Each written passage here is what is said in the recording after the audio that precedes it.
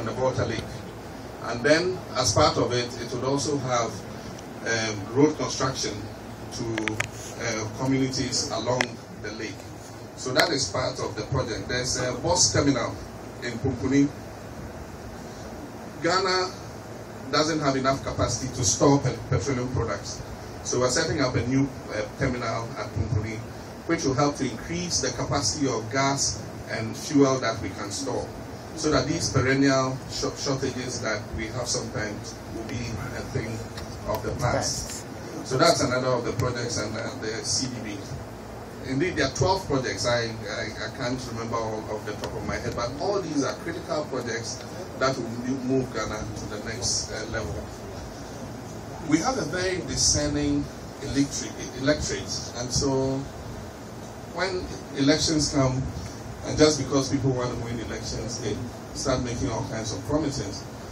What I ask is, just ask their track record, you know, and I don't think that in Tree we have a proverb that wouldn't know.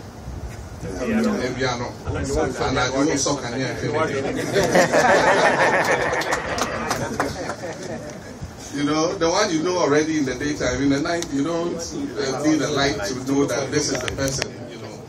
I mean, when it comes to the North and the Muslim community, I mean, and it comes to elections, just look at the track record of the two parties in terms of the welfare of the Muslim community and the North. And the difference is clear. Any progress that has been made by the North or the Muslim communities has been under an NDC government, either NDC 1 or NDC 2. If you talk about education, Islamic Education Unit, it's under Jerry Rawlings' government. If you talk about Muslim holidays, people thought it was impossible, we couldn't have holidays for Muslims in Ghana. We did it. It was under Jerry Rawlings' government.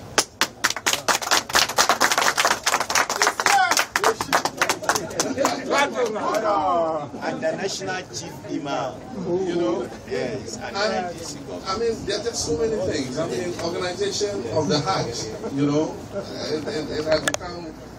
If you went and saw the manner in which our fathers and mothers and brothers and sisters, you know, carried out the Hajj, you know, and the open sun where they used to sleep, it took somebody to say, no, let's have a Hajj village. Let's have a very conducive and comfortable place for them.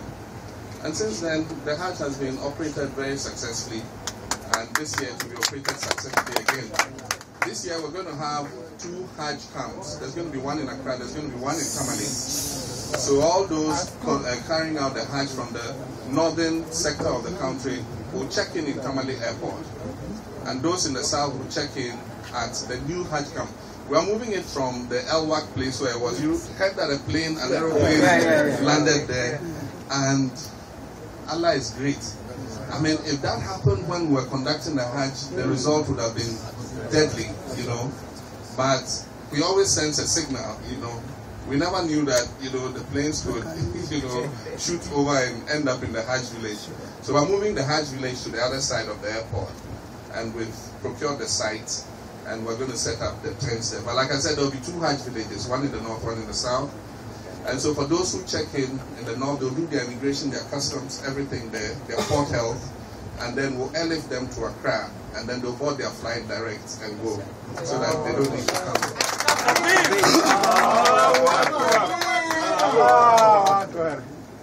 And President, when he was talking, talked about citizenship. Recently we held a conference of Muslim chiefs, Zongo chiefs, at the International Conference Center, their first ever conference. And I was privileged to speak there. For those who read my book, you will find out that my first degree was in history. And I studied extensively the history of Ghana, history of Africa, and the whole world. Zongos, okay, good. Zongos are an integral part of Ghana's history. The Zongos came about as a result of the trans-Saharan slave trade. Muslim traders came to the south to buy gold, and when they came, they brought items from Asia and the Middle East, and they exchanged them with the traders in the forest zones for gold and other forest products, including cola nuts and other things. And they in turn took those to the Sahelian region and sold them to the Arabs to take across the Sahara. And so gradually, these traders settled outside the various urban communities where they were trading. Now, because they were Muslims, they settled on the outskirts of the town and built their mosque, so that in the morning when the muezzin is crying, you will not disturb the townspeople. That's how Zongos came about. So you go to every urban center in Ghana, and there's a Zongo there which has existed for hundreds of years before Ghana became independent. And so we have lived and coexisted in peace without any problems. Now, on 6th March 1957, when President Nkrumah declared independence, there was a declaration that everybody within the borders of Ghana at midnight 1957 was a Ghanaian.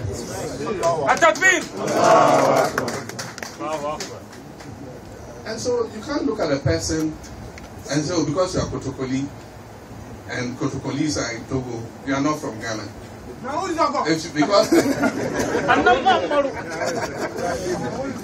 Because you are a Basari, and Basaris are in, some Basaris are in Togo. But if you take the borders of Ghana and look at all the tribes, there are some of the same tribes across the border outside.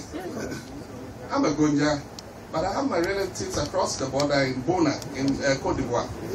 And so you could say that I'm not Ghanaian too. You know? Right.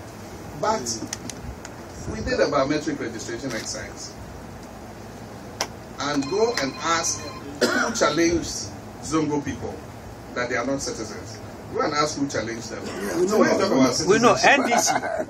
When you talk about citizenship, you know who is questioning your citizenship. It's not me, it's not NDC. It's those who challenge people from the Zongos when they go to register and say they are not Ghanaian. They are the ones who are challenging citizenship. And you know who they are. You don't want to mention. I'm not mentioning them. We know. You know. So that's why I said we should look at track record. I mean, people will come bearing gifts, and that's why they say beware of the Greeks, or is it the Trojans? Even when they come bearing gifts, you know, because you never know.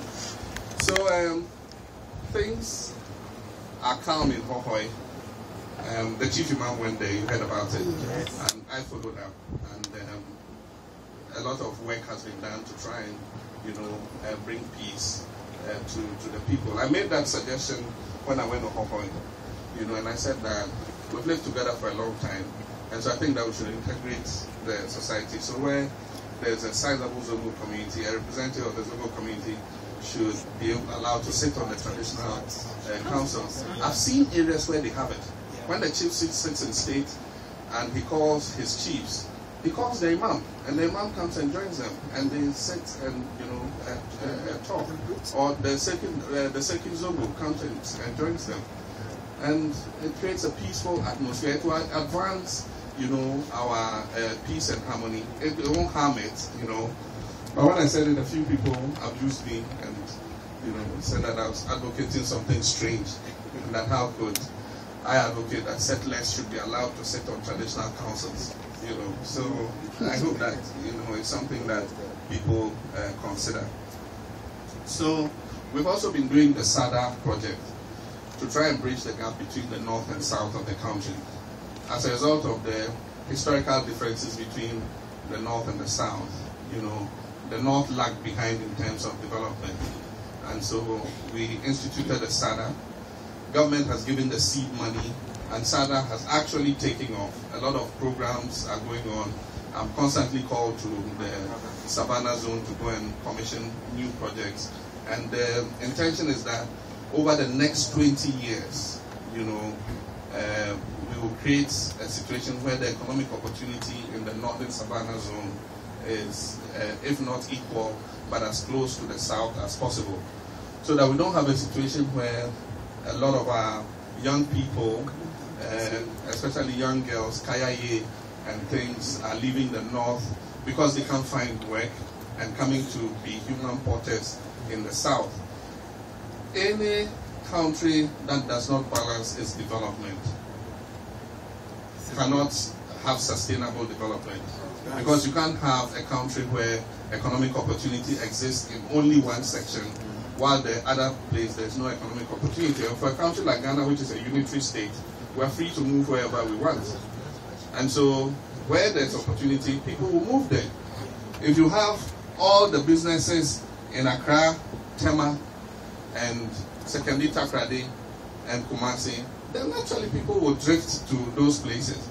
And then what happens is you have sociological problems there. The utilities are stretched because more people are coming. You can't provide sufficient electricity and water and all that.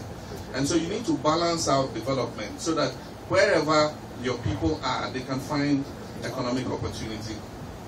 Recently, we gave out some scholarships to study, and I was attacked again. It was a medical scholarship that we arranged with the Cuban government. And this scholarship, when it was signed in Cuba, announced that it was going to target deprived communities. I announced it in Cuba, and it was carried in the media. So when we came, I set up a committee to do the selection. And so number one criteria was to identify brilliant students from deprived communities who had passed but had not gained entry into Ghanaian universities, but who had done science, to be able to go and do medicine. Then the second criteria was that we should take students from areas where you have a high doctor-to-patient ratio. Now, if you go to the Upper East region, one doctor is to 38,000 people. Fine. And so naturally, what our intention was that we're going to take these children and send them to Cuba for training as doctors and bring them back to their communities to work as doctors. Because when you train the doctors in our universities and you post them to those areas, they don't want to go. So that was the intention.